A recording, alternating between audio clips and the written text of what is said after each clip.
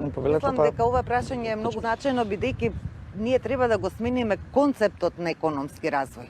Значи да преминеме од оваа линеарна економија која што само ги црпи природните ресурси, ги искористува максимално колку што може и потоа одлага отпад, да преминеме на развој на зелена економија или циркуларна економија. Тоа се термини со кои ние се уште не се занимаваме во нашево општество, според мое лично убедување доволно. Ние сме ги отварале многу пати како тема и тоа е точно оној концепт за кој Александра зборува.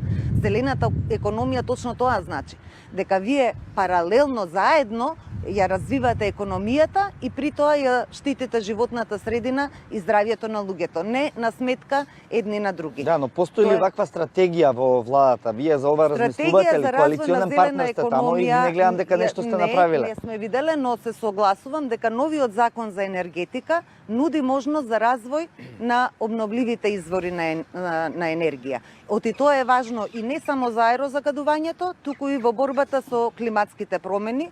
Тоа е уште нешто на кое ние треба на вистина да се посветиме.